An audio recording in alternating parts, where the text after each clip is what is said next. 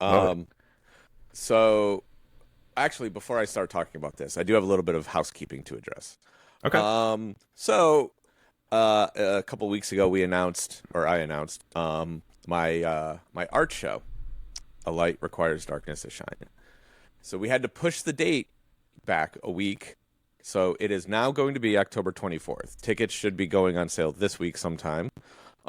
Stay tuned to my socials for all that fun information and blah, blah, blah.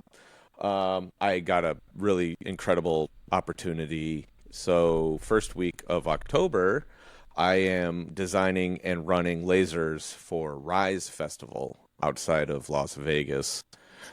It started as a lantern festival. Apparently, it's the country's biggest lantern festival. It's a very spiritual and prolific experience, I've been told. So I'm actually very much looking forward to this opportunity. Apparently, they let off like 15,000 lanterns each night in the desert. Damn.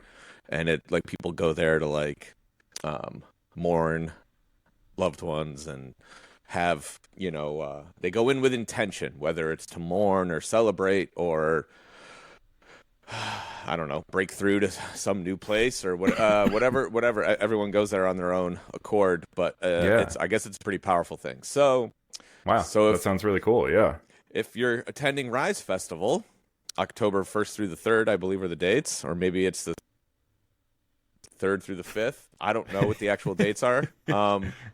But Calvin Harris is headlining one night, Rufus Du Sol, and then John Mayer. So it's a very eclectic sort of mix of artistry.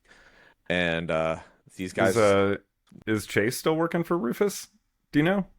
I would assume so. Yeah. I would assume that's his main gig. So for those of you who don't know, Chase was on our team for a while, helping Derek with his modular stuff. He's a great dude, and if he's there, I assume that I will get to catch up with him. Hell yeah. That's awesome. So, if you see him, please tell him I said hi. I miss him. It. Yeah. So that's it was a crazy opportunity that kind of came at the last minute, one that I just couldn't pass up. So fortunately, because we hadn't done an official announcement, or I guess an official, ticket release or anything for the art show, we decided to push it a week, which actually works kind of nicely for me because I do like to lean into the weird and spooky, so to speak. So getting it closer to Halloween kind of feels right anyway. Yeah, that's awesome. So come celebrate Halloween with me on October 24th at the Good House in Mount Kisco, New York. Go do it. Yeah. I've only been privy to some of the plans, but you'll want to be there. It's going to be crazy. I'll tell you what, man, I've got so much work to do. I'm sure. Because now, I'm like doing all this laser stuff. I was going to say, now you got a festival in between. Yeah. So I remember when you thought you had just 6 weeks just to get ready for the art show, and you were like, this is going to be a lot of fucking work. Now there's this on top of it. Yeah. Yep. So I still essentially have the same amount of time because we pushed it a week, but sure. And the laser stuff is a lot of work, but it's manageable. And I actually think it's kind of a good thing for me to have something else to pull me out, so that way I don't get too lost in the woods on the art show, because that I find that it's better to have multiple things to work on at the same time. Hi, doggy. I think that's the first time I've ever heard your dog. Oh, really? Oh, wow. Yeah, he's vocal. What's his name again? Dachshund, so Jimmy. Yeah, Jimmy's a good Jimmy boy. will make a guest appearance one day. Yeah. But yeah, I think this is a good kind of start of the conversation. I think when you're a creative, it's easy to go into a cyclone of thought and overthink things. And having something else separate to work on at the same time can help escape that sort of that detrimental mindset that you can find yourself in too often. So I agree. 100%. I do welcome the workload, I guess. Yeah. I don't know. No, I know the feeling. It's a double-edged sword, because yeah, you're like, well, I got so much work to do. Why do I want this other gig? But also, it's like, it's one of those things. Sometimes having somewhere else to focus your mind and then come back makes you more productive on that thing. Exactly.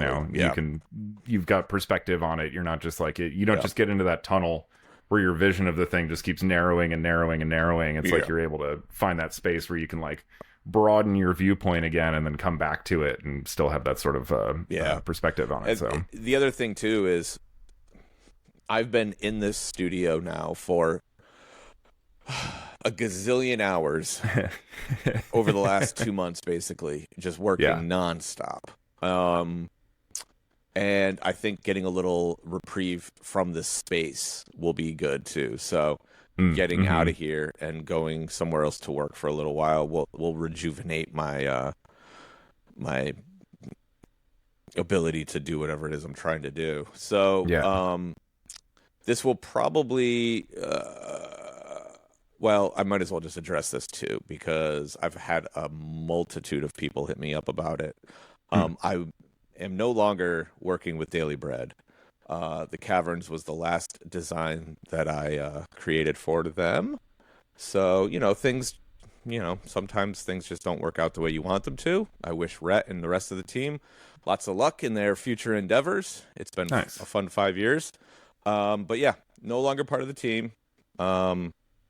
And so that was the other reason why I was able to move the art show, because at one point I was supposed to be at Red Rock. So, gotcha. Yeah. So just so everyone knows that, they can stop asking me. Yeah. Quit asking. Yeah. Because everyone assumes, oh, well, if Pretty Lights isn't touring right now, then Greg must be doing Daily Bread. So, yeah. So that is no longer a thing. Gotcha. Yep. Yeah. Well, you got your own art show now. Yeah. Which is pretty cool. Yeah. So, in the spirit of trying new things and taking on new endeavors, I discovered this cool little creative project called Intuity. Are you familiar with like Oracle cards? I don't think so. You never got to experience an Oracle card session with Derek and Uma? No. So basically, it's not quite. It's kind of like tarot cards, but they're a little bit more lighthearted.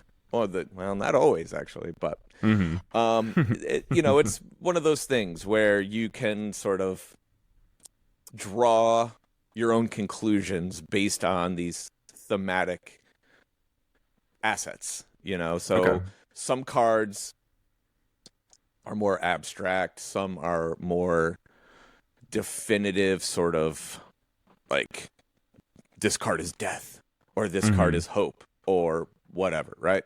So it's an interesting sort of thing, because what it does is you start to question things on your own terms.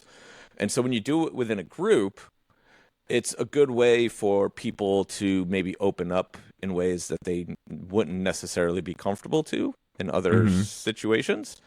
It kind of breaks some barriers down. But so I found this project. It's an Italian artist group that came up with this idea. And basically, there's a handful of different sets. So I've got, let's see here. I started messing with them earlier this morning, and now everything's all over the place. But so let's see. I've got the Fabula deck is a framework for fiction writers. And so like this one is like straight up just like pictures. And let's open it. Oh, okay. Right. And then I think what you was this something you had laying around, or was this something you acquired recently? I just got it a couple weeks ago. But I just got them over to the studio. Here, hold on. Here, vamp for a second while I go find a razor blade. Sure.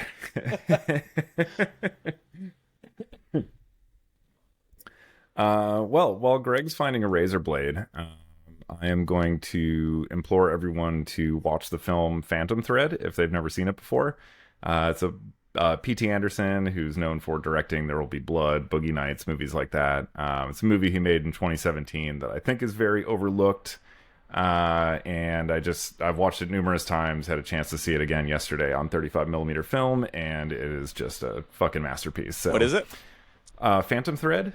Ah, It's a P.T. Anderson film. It was Daniel Day-Lewis's last movie until actually he's got to do his 8-year hiatus has been broken. He's in a movie that his son directed. Right? Yeah. I heard about that. Trailer actually looks way more interesting than I was expecting. What's the premise of the movie? Very abstract, hard to tell from the trailer, honestly. Okay. Perfect, actually. Yeah, no, it's like actually a lot more interesting than I was expecting. When I first heard that, I was like, okay, he's throwing his kid a bone, like my son wants to direct, I'll act in his movie. But him and his son wrote the movie together, and then his son directed it, and it actually looks fairly interesting. It's called Anemone. Okay. So, okay. All right, so this first set, the Fabulous set, a framework for fiction writers.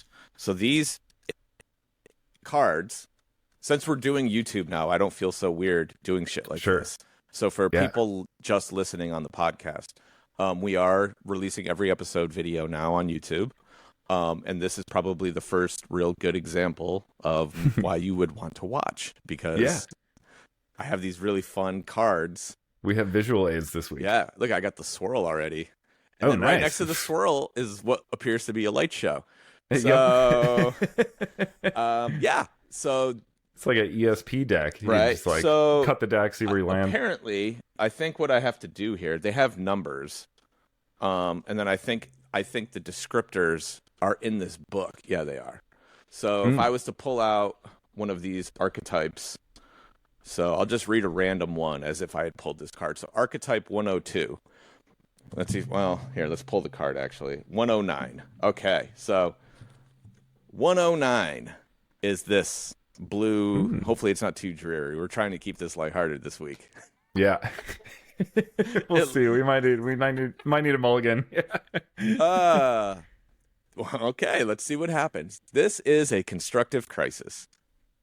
You annihilate yourself to embrace a new vision of the world, yet it is not easy to deal with this change. If we are afraid of losing our individuality in the process, or if the idea of new sounds like a nightmare, we could experience strong inner turmoil that could lead to depression.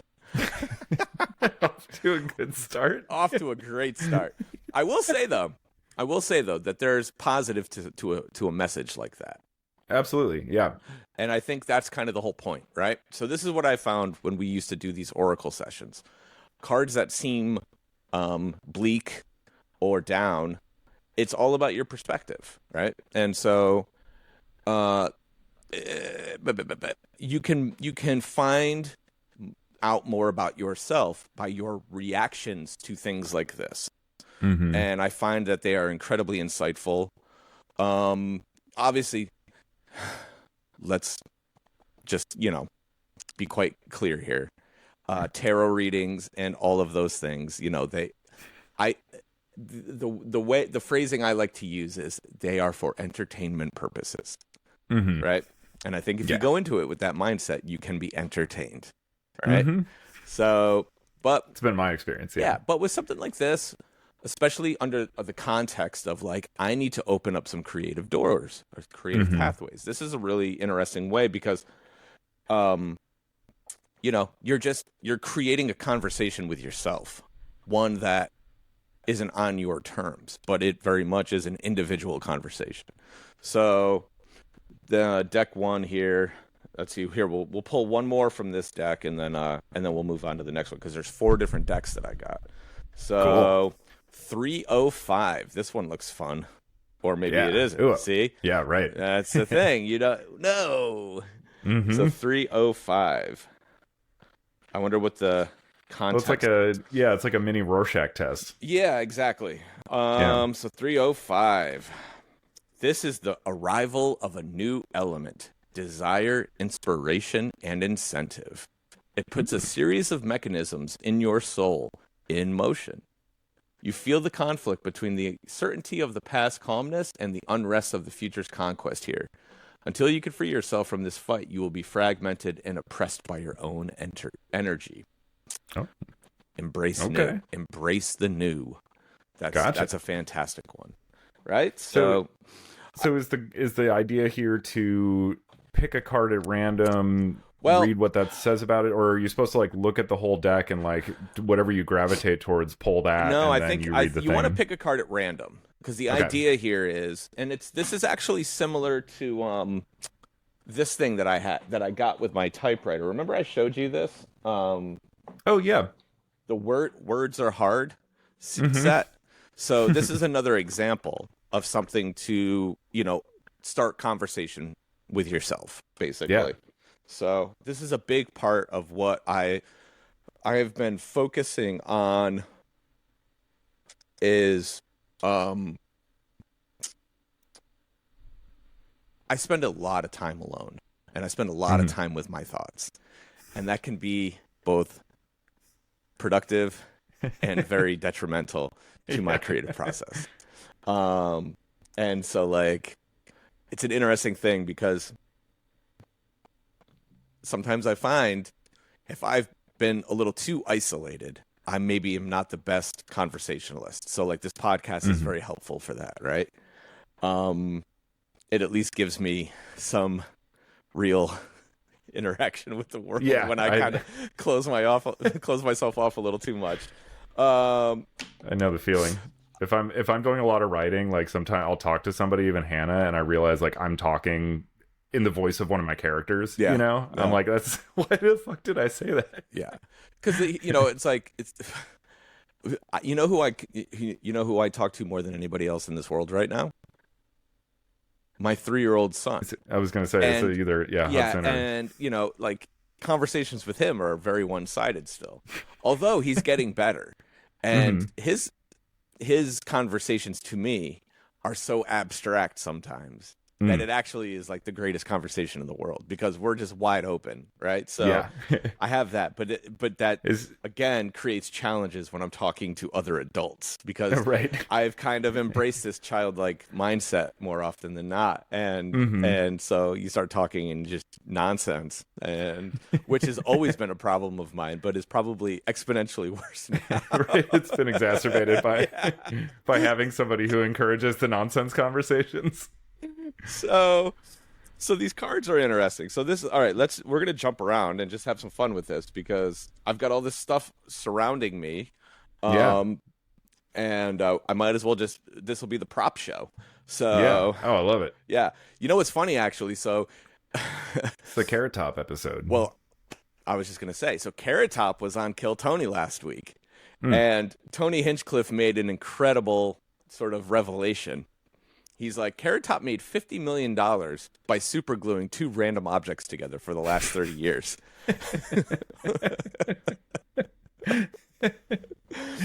One of which that I actually found quite hilarious because I know a couple of people who have done this. Drunken rage wall hitting. Do you know anyone who's punched a hole in a wall? Yep. Yeah. Sure do. So, thankfully, I've never done it, but I've seen other people do it. Yeah. So this is what he opened with on Kill Tony last week, and it was fucking great. He had a Bud Light, and what do you think he had glued to it, if you had to guess? A boxing glove or something? A stud finder. He's like, if you're going to punch the wall, make sure you don't fucking punch the stud. Find the open, because drywall, you can punch right through it, no problem. When people break their hands, it's because they punch the stud. They punch the stud, yeah. So, if you don't have a stud finder, look for the electrical outlets. Usually those are right next to one of the studs, so don't hit that area. It's just a quick and dirty method that I've learned just from trying to find studs for, standard wall mounting purposes. Yeah. I will mention one of my favorite, my wife, lovely wife Hannah, who is incredible and has a bit of a weakness for reality television, I'll call it. She for a while, long time ago, was into the famous Jersey Shore television show. You know what? That's one of the few shows that got me.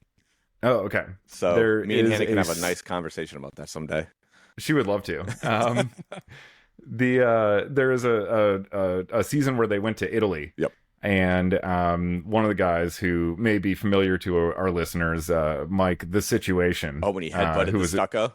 Yes, yeah. He got into a fight with somebody, and he was like, in America, you'd like, just like headbutt a wall to like freak them out and like let them know you're serious and like crazy. And he's like, I didn't realize like everything's made out of like stone. Yeah. So he headbutts this wall, and you can see immediately it's like, the wall out. Doesn't. He's like got a concussion or something. Yeah. Really fucked himself up, but something to be aware of if you're an international traveler who's also a drunken wall puncher. Yeah. Yeah. Oh wait, so I wonder if I got these mixed up. I don't know which are whiches here, but it doesn't really matter all that much. So I've got okay. Oh, before I go to the other deck. So this is the other set of cards. This is Freewrite is a company that makes modern typewriters. And the idea there is A, no distractions, right?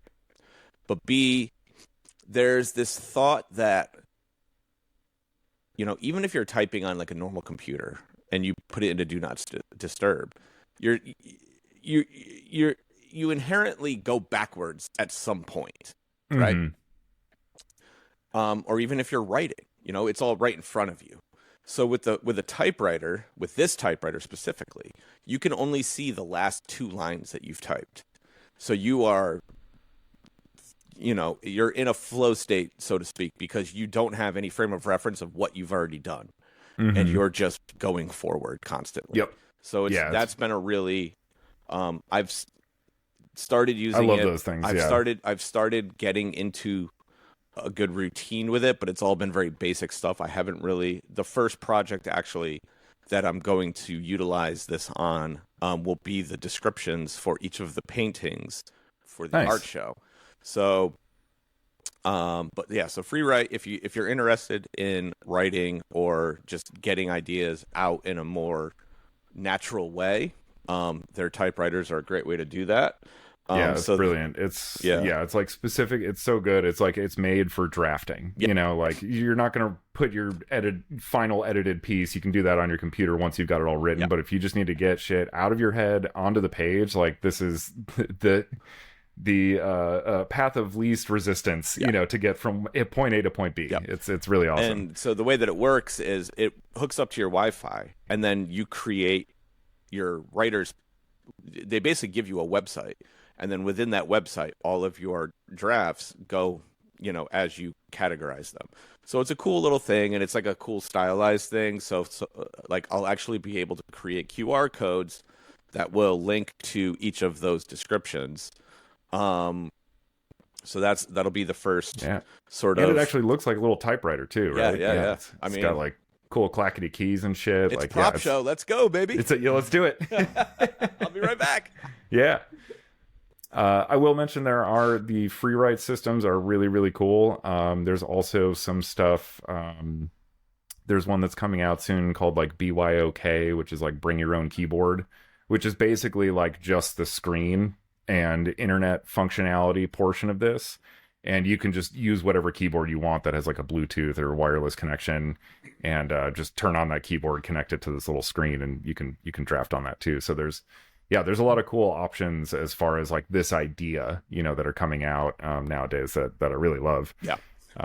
Because as you said, so you can put your phone on Do Not Disturb, you can put your computer on Do Not Disturb, but that fucking all that shit is still right there. You could still open it at any time. This is that's all it does. Yeah. You type, it shows up on the screen. That's it. So this thing's been really cool. It's been a great way to explore my thoughts. And you'll see the first public iteration of such in line with the art show. Awesome. But okay, so love it. Yeah, that thing rules. Yeah. Right. So words are hard. The deck of creativity. So this is the other card thing that I've been utilizing. So I'm just going to pick a random card. Yeah. Now this one is really, really aimed, I believe, towards fiction writers. And And so the card that I just pulled, describe the villa by the sea where you want to go live. After you remove who lives in it now, of course.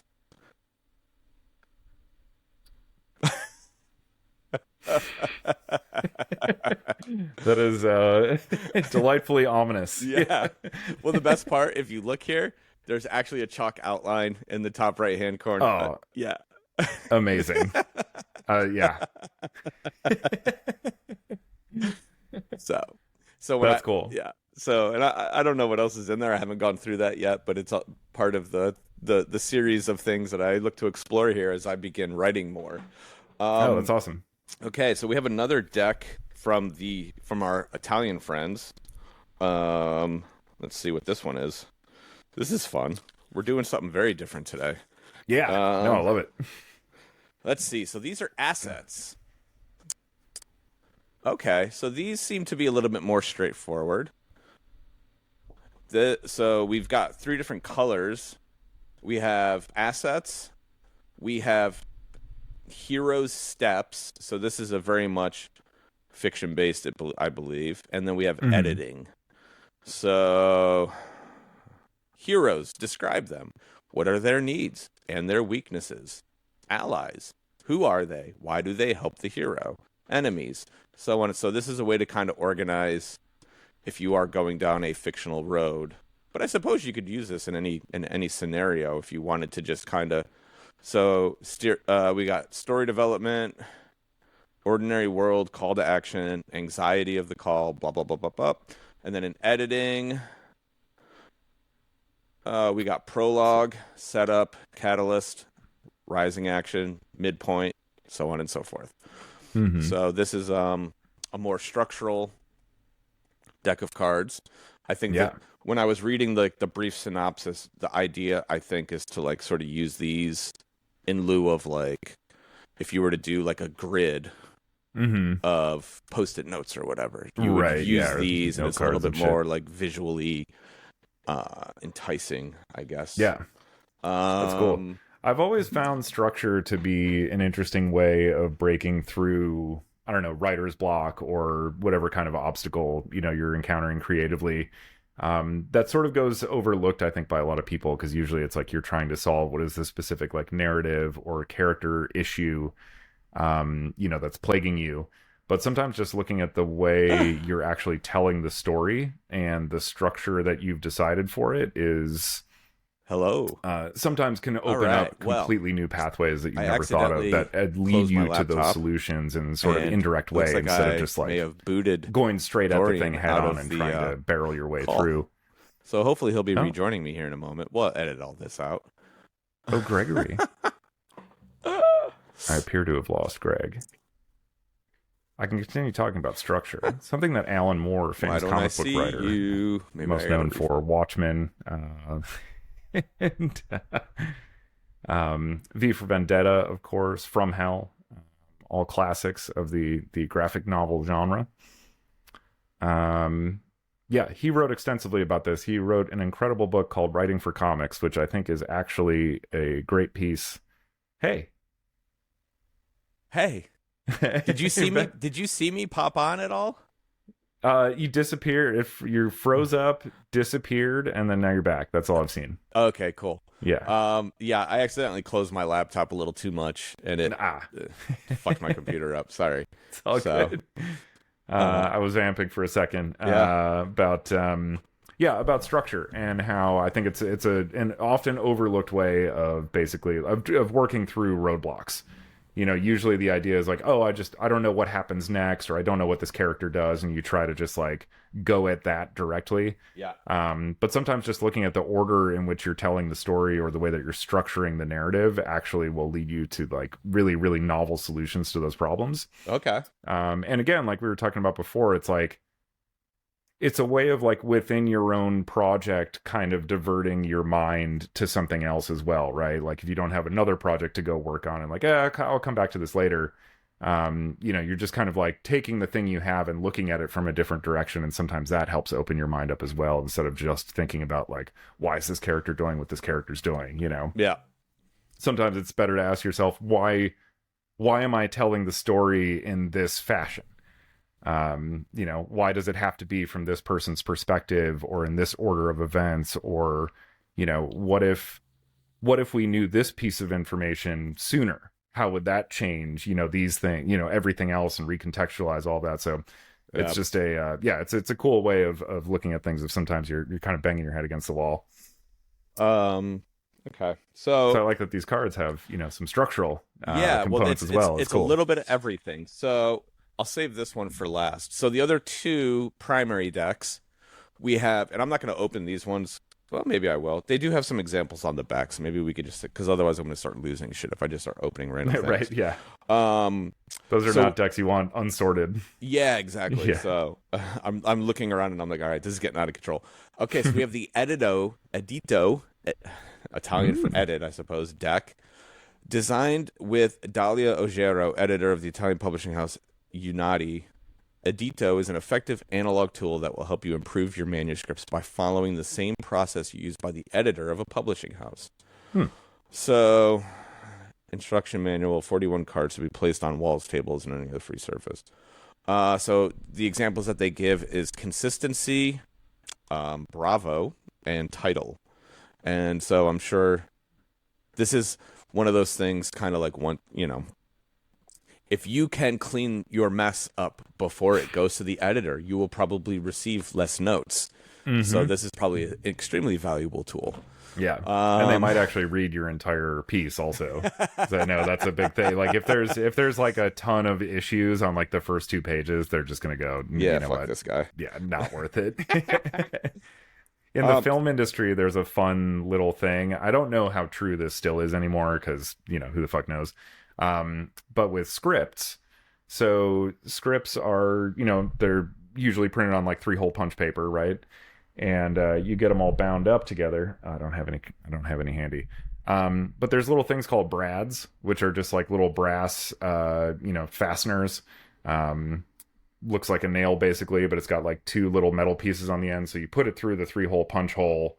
There's a flat end on one side that catches on the back, and then you fold the pieces of metal around the back, right? Yeah. So there is a very specific size brad. It is the 1¼ inch brad that if you don't use these to put your script together, they don't look at it. Because that's like the film industry standard, and if you don't know that, then like fuck off. And also, you only put them in the top and bottom hole. You don't put it in the middle hole, because that's sort of unnecessary. Sure. But it's these 2 things that, like, at least when I was going to film school, this was something they drilled into us. They're like, if you're ever submitting a script, like, you have to have it bound with 1¼ inch brads, and they have to only be in the top and bottom hole. Otherwise, like, they immediately put it in the pass pile because they're like, you don't know what you're doing. Fun stuff. Yeah. But that's unfortunate because the brilliant mind that, I think we used this reference. I used this with you actually last week. With I was in New York City, and I sent Dorian a picture. Yep. Of a table down in Soho of a young man selling bootleg scripts, movie scripts, and TV show scripts, and. The conversation was basically like, who would buy that? Yeah. And I was like, the aspiring filmmaker that grew up in bumfuck Missouri that, doesn't know that he can access these things, otherwise. And he just happens, to go on a school trip or something or whatever the case may be. I don't know. But there's if there's some kid who is an incredible writer, just has the gift, that grew up in bumfuck Missouri, and he submits this script to someone, and he's going to get, denied because he doesn't know these silly rules. Yeah, exactly. That's unfortunate. Yeah, it's really shitty. Yeah. And obviously we're seeing the stuff that's actually getting through and getting produced now. Maybe we should be throwing away the ones with the 1¼ inch brads in the top and bottom holes and reading the other ones. Yeah, exactly. We need some fresh blood here. Yep. Well, I will say, for all of my successes in the music industry, I have actually faced some of those circumstances because of the way that I kind of came up in the music industry. I never subscribed to the machine side of the industry. I don't work with a lot of the, usual folks, and I don't take jobs just for the sake of taking them. They have to mean something to me. So in that, I have maybe curtailed or avoided some of the standardized practices of the music industry. Yeah. And that has definitely cost me some jobs in the past because I'm not the best. And this is another reason, actually, why I am using all of these new kind of ideas and tools and assets is to present ideas, whatever they may be. There are certain things that I lack, I think.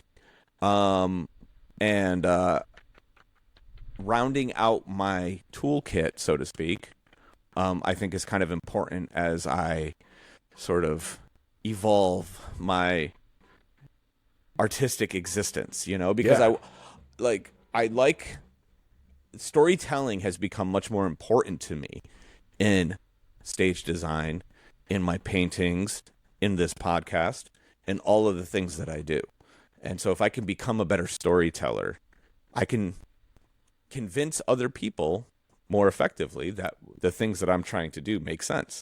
1,000%. I mean, and this, I can't tell you like how many times in film school that was like, this was like, I've always had the desire to write. So like, I love writing. Yeah. And it's always been very obvious to me that like being able to communicate, you could have the greatest idea for a fucking movie that's ever existed, but if you can't communicate that idea to anybody, then it's worthless. Exactly. Then nobody's ever going to buy into it. Nobody's ever going to make it happen for you.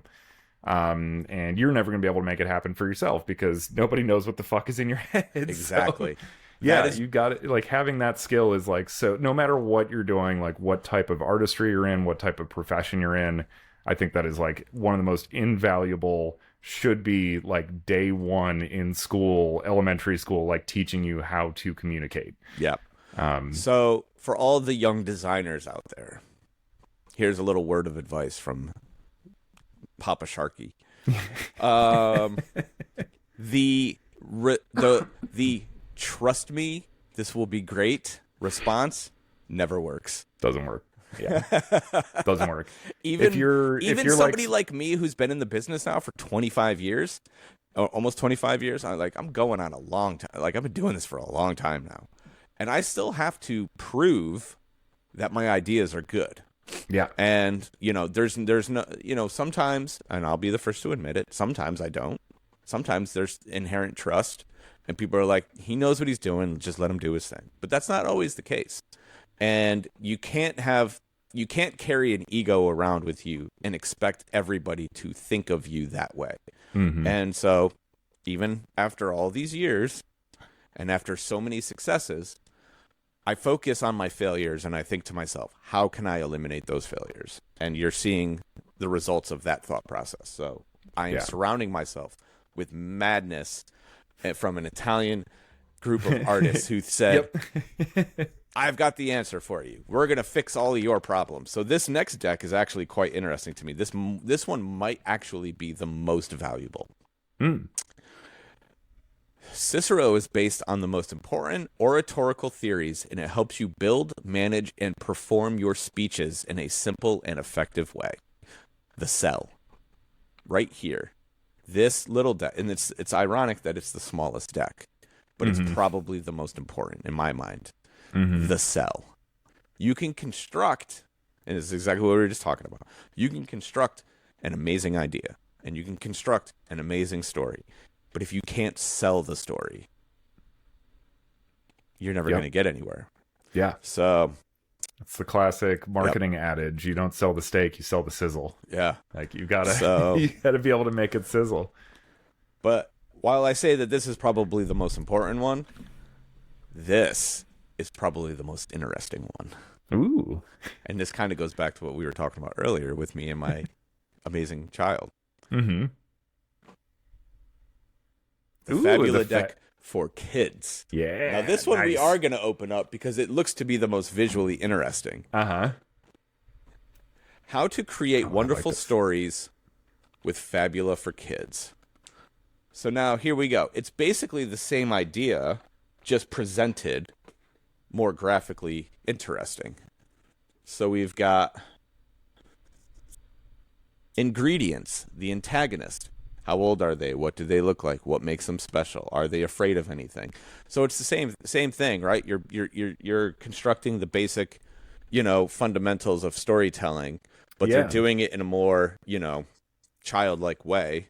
And I think, there's inspiration to be pulled even just from these images Yeah. of like, if I was to just go Totally. through this deck randomly and say, okay, we have a dragon sleeping on the house.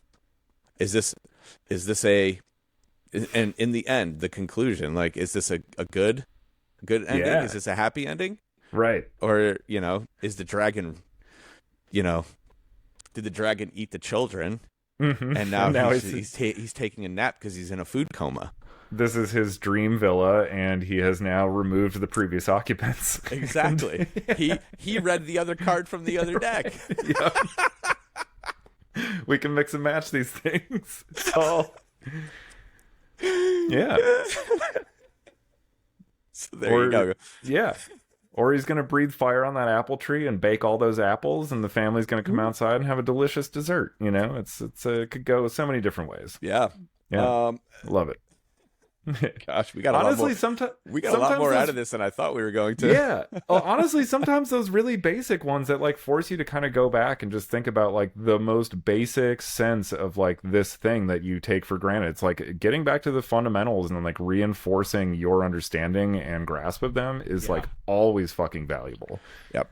No matter what you're doing. Again, like, man, I can't tell you how many times I hear like Hannah or her family, they're big baseball fans, like, complaining about these professional ball players that like, he's just not running to first base, things like that. It's like fundamentals. It's no matter what, it's important. But again, like, I've read plenty of novels by very accomplished writers where the antagonist or like whatever sucks, or the protagonist. It's these like really basic building blocks. It's like, sure, there's a lot of like really fine writing in here and very excellent, very intelligent, erudite ideas and stuff, but like your character sucks. Yeah. So like why am I reading?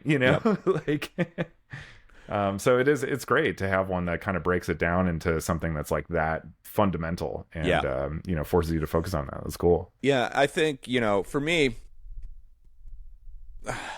I mean, I don't know how common it is, but I never want to stop learning and growing, right? Yeah. So every adventure that I go on, whatever creative thing it is that I'm exploring, I'm always trying to extract new information and new ideas. But at the same time, as you grow, it's easy to lose sight of the things that got you there. And so I am very much in a sort of like, let's rebuild the foundation mindset right now. And I think it's like that first card you pulled that was like about like killing yourself and like starting rebuilding from the ground up, and like, what are you worried about losing in that process, if anything, or like, but also what do you stand to gain? So this is a very interesting thing, right? I have never in my career thought about what have I lost, because I'm always moving forward, and you inherently have to leave some things behind, whether it's ideas, whether it's biases, whether it's things that you are known for. We've talked a few times, I think, about certain aspects of like the laser show that have been left behind in the past, and things like that. And I never questioned that part, because I think, I don't know, it's always just been a thing in my mind that like you can't take it all with you, right? So you just keep moving forward. If things fall off the back of the truck, it's just natural. And if you're being honest with yourself, there's probably some stuff that should get left behind too. Well, that's the thing, right? Yeah. And so take the good with the bad there. But I do think, all of this matters, right? So I'm in a new place. I have this dream studio that I've been thinking about for a decade. And I think to myself, okay, this is a new beginning for me creatively. Before I just unleash hell on the world, I should really get myself together in a new way. Yeah. And so that's where my mind is at right now. And it's exciting. It's so fun to have these, like, you know, and I think there's this is one of those things where I never would have discovered these things if it wasn't for social media. And this is one of the few times where I want to celebrate social media. Okay. Right? Because I use Instagram more than anything else. And what used to be the bane of my existence, the ads, has actually become quite fruitful for me. Right. But it's because... It's like having a personal shopper. Well, but here's the thing, right? And it depends on how you use it. My social media is broken up into... Like, my Instagram account is broken up into 3 very, very, very, very unique and discrete subjects. Okay.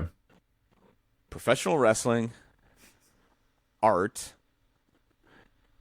and music. And so, while the professional wrestling side on the surface may throw you for a curve in terms of your algorithm, it actually feeds the other 2, because it's like this guy, because professional wrestling is always, they talk about storytelling. And so from the algorithm standpoint, when it starts connecting the dots between the 3 worlds, it actually has figured out that I am interested in storytelling, believe it or not. And so I'm getting all of these things. And then obviously it's fishing, right? So it's going to be like, okay, are we going to feed him action figures? Are we going to feed him whatever other things you may associate, beer commercials, whatever, I don't know, right? So it's fishing, and when it catches me on something like this, then it starts to produce more, right? So the typewriter was like the first thing that it fished me on, and it hit, and then from there, the algorithm starts to work better, and I keep getting fed these creative tools, and so, because I don't subscribe to bullshit for the most part. Oh, and then raccoons. I follow like 40 raccoon accounts. Can't forget about those guys. Awesome. Yeah. I'm glad raccoon representation is like a growth industry. Dude, raccoons are amazing. Yeah, they're pretty sweet. Yeah. They got those little hands and stuff. Yeah, it's but I think because of how like focused I am within the social media realm, and I don't really bother with any of the noise and any of the bullshit. It's actually become a very, very helpful sort of place for me, for the most part. Now, this is Instagram specific. Everywhere else can go fuck itself. Yeah. I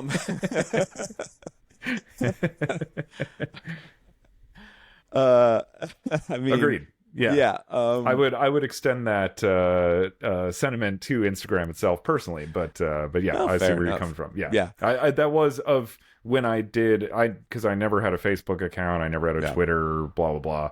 Instagram is the one social media platform that I actually did have an account on for a while. It's been gone for about a year now, but yeah, that was for a lot of the same reasons. I was like, okay, if I just follow the artists that I want to see their artwork, and things like that, it did a good job of focusing that in, know. Yeah. Obviously, more recently, it's gotten, much more aggressive with the way it like forces and shoehorns shit in. Oh yeah. And but for a while, there was like a nice period where I could just open it up and look at it. It was just, I was just scrolling through art. Yeah. That's all it was. It was just like cool artists that I love, and I just get to see what they're up to. Yeah. I wish that was still the way it worked. Yeah. Well, like I said, I broke through to the other side. Their overly aggressive tactics have actually become beneficial to me. You've managed it took a while to bend them in it your took direction. a while, but here we are. Cool. You know, I Nice. still get offered and fed the bullshit too, but it's minimized, and I think it's just, you know, out of good practice, I suppose. I don't know. Yeah. And maybe I've just gotten good at ignoring the other stuff. I don't know what the case may be, but Right. yeah. And the argument could be made that that's the stuff that makes the rest of it free for you to use. Yeah. Which is, you know. So yeah, so I found all these fun, nifty little devices, I suppose, to just help the creative process. And you know, when we first started this show, the biggest sort of idea behind it was that you can utilize tools from any craft in any trade to help any other craft or any other trade or any other endeavor that you go on. So that's just something I'd like to reinforce. You know, Yeah, I am 100%. not about to write a fucking novel, and I am not about to write a movie script, but I am surrounding myself with the tools to help me become a better storyteller in the things that I like to do, i.e. stage design and painting. So there you have it. Yeah. You can take it all and smash it all up into your own little ball. And yeah. Yeah, and Should be fun. Sometimes people discover also that once they start writing and aren't like afraid of it anymore or see it as like a burden, they quite like it. Yeah. it's actually very fun. Yeah. Yeah, when I went off to college, I was going to get a degree in creative writing. So it's in there. It's in there. It's been buried for 20 plus years. Yeah. But I used to write a lot. I used to write a lot in high school. Yeah, it's the thing that's been bubbling up to the surface for the last few years, actually. Really, I mean, since the Pretty Lights comeback and since I started painting, when all those things started to kind of come together, and the whole idea of, you know, the reinterpretations of music through these paintings, and I was like, I need to be able to tell the story of how these things all make sense together and stuff like that. And I've, you know, I did an okay job of it for a little while. Obviously, I haven't painted in 6 months. The paint studio is probably another day or two away from me being ready to get to work. So, that's exciting. Yeah. So, maybe in 1 or 2 more days of me just getting stuff organized and getting the rooms ready and all that stuff, and I'll be back at it. So obviously, I'm not going to be sharing any of these paintings until after the art show. But there's a story to be told. And a very, very, very, very, I think you hit the nail on the head when I sent it to you, but it's a very linear, obvious story. Yeah. But it's cool. It's told in a really unique and interesting way. Yeah. And it's a whole, you can see, like, even from what I've been privy to, it's like you can see the way that like all of the elements are being utilized towards like a common focus. Like they're all steering the ship in the same direction, you know, and it's really, it's awesome. So I love that you're embracing this stuff. It's very, I mean, like you said, it's very much in line with the whole ethos and philosophy of this show to begin with, and both of us as artists. And like seeing you again, like you wouldn't expect, sure, like like a filmmaker being interested in writing is not like a weird, like tangential stretch in any sense. It's you probably write a bit, you know? Yeah.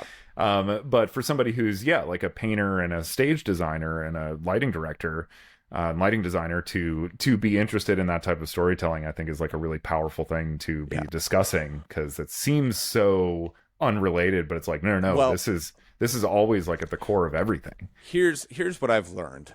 This is probably,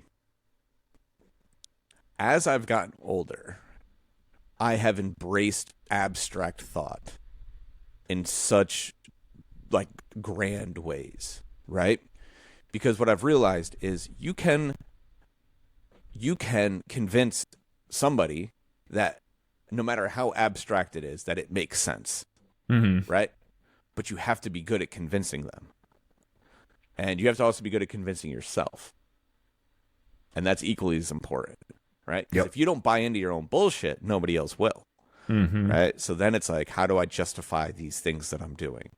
I live in such an abstract place, whether it's lighting or painting or, even when we talked about the stage design stuff, it was like this concept of creating the swirl. Like structurally, yeah, it sort of looks like a tornado, but it doesn't really. It's still very abstract. Right. But because of how I can discuss the thought process and then translate it into what you see visually, people buy into it, right? And they're like, okay, this is something we can sink our teeth into. This is great. So, yeah, it's just, it's all about organizing and also justifying and rationalizing and promoting the thought process. And what that thought process is irrelevant. It's just how do I get from the beginning to the end of this whole thing and make this something that people want to experience or want to enjoy or whatever. So Hannah is also a fine artist herself. She's been painting and doing all sorts of just, incredible artwork, sculpting, anything you can do with your hands to like make something like she does. And she's very, very good at it and went to school for it, that and like art history and stuff. But one of her teachers, she talks about this all the time. Like one of her teachers told her in college, like it's, yes, the work itself, of course, is important, but more important is convincing people that you had a vision. Yeah. Like that's really what it comes down to. And that doesn't always necessarily mean like, oh, I've got to sit there and explain it to people, but like something about the work itself, has to communicate the idea that there's like a larger thought behind this than just like, I wanted to make a cool painting. Yeah. People don't gravitate towards that. They gravitate towards, ideas and feelings and emotions and things like that. And if you can communicate like that you were feeling that and that's what inspired this, like that's what's really going to make it resonate with people. And, even if you never communicate those things directly to somebody else, you need to be able to communicate them to yourself. Yeah. And have that kind of, because that's what's going to give you like that focus to make those. Otherwise you end up in analysis paralysis, they call it, where it's like you get to a certain point with the project and you're just like, is this right or is that right, blah blah blah. Yep. If and can communicate to yourself and understand in like a very direct sense, like this is where this is why I'm doing this, that gives you the criteria to make those decisions instead of being paralyzed by like because these two things might look cool. Which one's right? Well, which one communicates the feeling or the idea or the concept or whatever it is? That's the one that's going to be correct. I'll give you a great example of maybe this might have been the moment where I realized that I had some work to do. So do you remember after the first year of the PL comeback, I did that thank you painting series? Oh yeah. Mm-hmm. Right? So did I do it in the second year too? I guess I did. Yeah.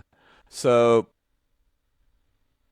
I realized where my shortcomings were in that, because the idea was to capture the spirit and or my mindset of each of those performances. But two things happened. One, I didn't do a good job of conveying what that was from show to show. Secondly, for me personally, I didn't do a good job of actually knowing what it was. Where this was sort of an after-the-fact idea. Had I had the idea at the beginning of the year, and I think maybe this is why the second year actually worked better, and then I ended up being more conservative because I did such a bad job the first year, and I didn't put enough of them out, and then they sold out really fast, and it was a whole disaster, right? But so the first year, because it happened so like it was such a fucking blur, right? I didn't actually like personally have real thoughts and feelings about each show. They were sort of like these little like clouds that I was like trying to grab, and I couldn't really get my hands on them, And so Denver was probably the only one because it captured the feeling of just that comeback show. But then everything after that was like, what the fuck happened? I don't know. Right. Yeah. So I tried to like put out this contrived, like, oh, like Dylan was so pretty and blah, but there was no real substance behind it. And Philly was this and whatever and blah, blah, blah. And like people didn't buy into it. And I'm sitting here thinking to myself, I'm like, man, what did I do wrong here? Mm-hmm. And I was like, I know exactly what I did wrong. A, I didn't take the time to really enjoy the moment of each weekend. It was so chaotic. And I thought that by doing this painting series, I could kind of go back and reflect upon the tour. Mm-hmm. I either did a bad job of that, or it was just so crazy that I couldn't reflect upon it like in a really true fashion, because everything just happened. And so it was around that time when I was like, okay, I need to figure out better ways to do this. How do I be more proactive in capturing how I'm feeling or what I'm experiencing in the moment. In the moment. And then B, how do I reflect upon them more successfully? And then C, how do I convey them moving forward? Mm-hmm. I think that's when this thought process really started to like percolate, because I think the idea of the thank you series was amazing, but I think the execution of it was fucking god awful. I'll be the first one to admit it. So to everyone who did buy one of those paintings, thank you very much. Yeah. There was a lot of, personal like thought and attention put into those. Yeah. But I do think that I could have done a much better job. And so these are the kind of things that I am doing to try to do a better job moving forward. Yeah. And I mean, it's great that you have that kind of self-awareness and like honesty with yourself that, makes you say like, hey, you know what? Like, yeah, the concept here was great. The heart, and the idea behind it is all like really awesome stuff. But like, I feel like the execution wasn't quite, there. And then you go and search those things out. If you just, if you think everything that you make is fucking brilliant, you'll God. Yeah, I can't imagine feeling that. I'm super self-critical, as well. God, so it's dude, like, I can't imagine feeling that way. I can't watch shows back. It makes me cringe. And I think like there are a handful of paintings that I am truly proud of that I've done. Maybe 3 of them. Mm-hmm. And the rest of them whatever. I don't want to sit here and shit on paintings that people bought and just be like, well, Greg hates it. Why do I like it? Like that, because that doesn't do anybody any favors. But I'm just always wanting to be better and do better. So take that for what it's worth. Absolutely. Yeah. No, I had to some music videos I did a couple years ago. The band has done some updated mixes for them and added some instrumentation, things like that. Nothing that changed the core structure of the song, so the video still worked perfectly, but they needed me to re-export those videos with the new music track on it. You had to go back and watch them? Yeah, and I haven't watched them in like, a year and a half, and I feel like I feel like I just actually saw the video for the first time. Yeah. I've had that much distance where I was able to like look at it without any kind of like, I don't even remember, what my big grievances were with it, at the time or anything like that. But, watched it and I was able to just kind of sink into it. And all of a sudden it was over and I was like, damn, that's actually a pretty good video. Oh, there you go. You had the opposite reaction of what I do whenever I see something from 2 years ago. Yeah, no, it was cool. I was actually able to like just kind of watch it as its own thing and go, okay, no, like there's still, yes, definitely. If I were going to do this again today, I got a list. Sure. Things that would be different, but you know what, like we made something cool here. I at the time I was happy with it and everything, and was proud to be releasing it. But more so all I could really see were like, I should have done this, could do a little better with that next time, blah blah blah. I think about like when I look back at old shows or old tours or whatever, right?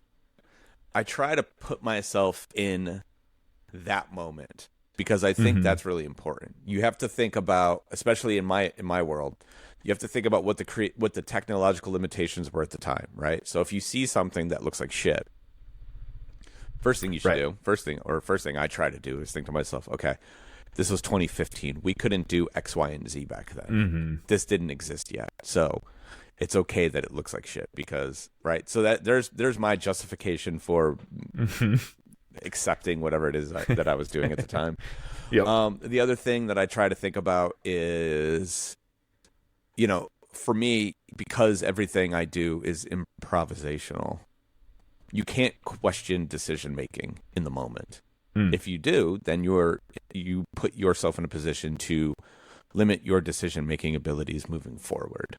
Mm-hmm. So when I watch those things, I go, well, must have been having a bad night. That's all, and then I just turn away, and that's just it. I can't hinder myself with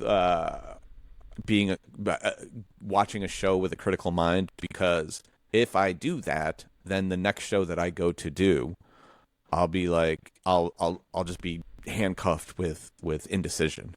Mm-hmm. And so I've learned to accept that to have great moments, you must also have not so great moments.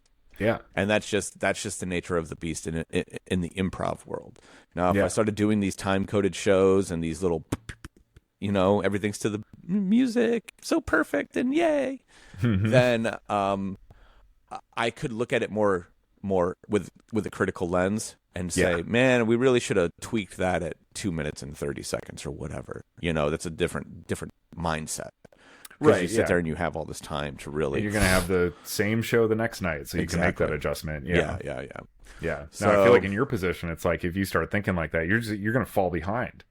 Like the show's going to get away from you. Also, you're still trying to make this decision, but like the band's fucking. That's just it. Every decision, literally every decision is happening in a millisecond, and it's just there. It's 100% confidence that more often than not, I make the right decision. Yes, but there are the nots. Yep. And I'm okay with it. So embrace the suck. Everything on those Facebook groups, everyone on those Facebook groups that loves to shit on my 30-second videos of my bad light show. Have at it, boys. Yeah. Because you didn't watch the other 3.5 hours where the show's awesome. So Yep, exactly. Yep. The net is positive. Yeah. Okay, awesome. So I think a beautiful way to wrap up Show and Tell, our little prop show here. I've been staring at this stack of videotapes for the last hour and 7 minutes. Ooh, yeah. And I bought these in honor of Dorian and his love of all things Japan. Yeah. All right, so you already got a teaser of one. Mm-hmm. But one of the exciting to see. Yeah, one of the guys that I work with in the tape trading world came into this huge lot of Japanese tapes. Oh shit! And the first one that I got is the one I already showed you, but this is the monster. That is like the Holy Grail. This is the OG Japanese Killer Clowns from Outer Space. What a cover! It's so fucking incredible. It's so good. It's so good. You'd almost think it was like a live action Dragon Ball Z, because like the way their hair, is styled and stuff like that. It's kind of got that like spiky anime hair and stuff. It's really, it's such like a awesome kind of like cultural translation of like that movie into their like iconography. It's so good. That's really funny. All right, the next one I think you're going to appreciate immensely. I saved this one for you. Does this movie look familiar to you at all? Ooh. Getting a little glare on it. It does. There we go. Oh, there we go. There's the sweet spot. Is that Inferno? It sure is. Oh, fuck yeah. Yeah. Yeah, Dario Argento's Inferno. Yep. The second movie in the Three Mothers trilogy. Yeah. Following Suspiria, but previous to Mother of Tears. There you go. Yeah. And I will actually be seeing on October 18th, I will be watching Inferno on 35mm at the Music Box as part of the 24-hour Music Box of Horrors marathon that I'll be attending. Boom. Yeah. So, the last and final part of this fun little adventure, and this actually goes back to the art show, because there is a lighting installation / performance aspect to the art show. Now, I hope to have this done for the show. If I don't, this is something that I will be selling on my shop after the fact. But I got a stack of these amazing Japanese bubblegum blanks. Oh, what? Whoa. And those are awesome. Yep. Now, normally, when I get stuff like this, I usually put it away, and because these things are collectible, right? Yeah. These things were not cheap. They stopped making those 30 years ago or whatever. Yeah. What I'm going to do with these fun Japanese bubblegum blanks is I am going to be doing a recording of the visual project aspect along with the music that goes with it, and I will be selling a very limited number of these either at the show or on my shop after the show, depending on how things play out. That rules. So I love that. I will be spreading the bubblegum love. Yeah. And about 10 of you out there will have an opportunity to own your very own Japanese bubblegum blank video cassette. How many with some of my nonsense recorded onto it. How many pieces of bubblegum you got? I got 12 total. Oh, nice. Yeah. Damn, that's a good haul. Yeah. Yeah. So there's another very rare set of blanks that I got as well that I may do. I may have 2 different series that I put out. I actually haven't opened the box yet, so we won't go into that. But but they're silver aluminium or whatever I can't remember. Yeah. Tapes. So they're supposed to be very special. Cool. So I got a handful of those as well. Yeah. So keep your eyes out for that. Keep your eyes out for info on A Light Requires Darkness to Shine. We should be dropping a more formal announcement sometime this week on all socials by me and the Good House.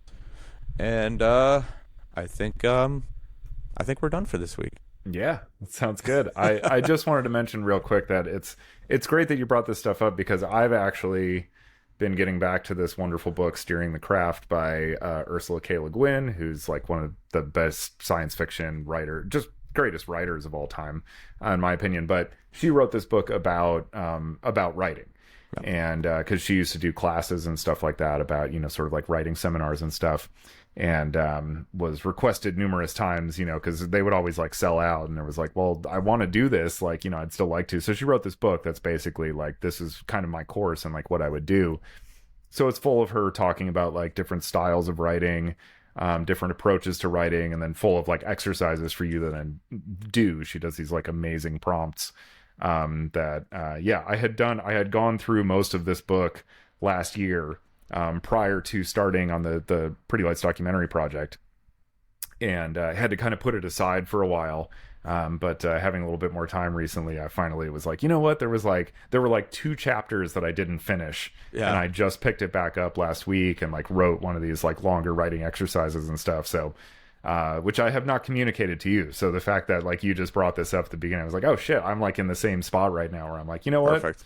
I'm going to take some time right now to do some self-growth and some development and just try to, evolve and see like, and sometimes too, it's like, sometimes growth and evolution, like, sure, those are the words for it, but sometimes it feels almost more like I just need to start this conversation with myself to see where I'm at right now, because I'm kind of taking it for granted that I'm still the same creative that I was 8 months ago. But that might not be the case, and I won't know that until like I like engage in a way that's going to force me to like have that self dialogue. And these are also excellent ways. I've been writing down a couple of the things that you've been showing me today as well, because these are like really, really cool tools, and I love this stuff. So Sweet. All right. Well, everyone have a great week, and we'll see you again next week. Yeah. Take care.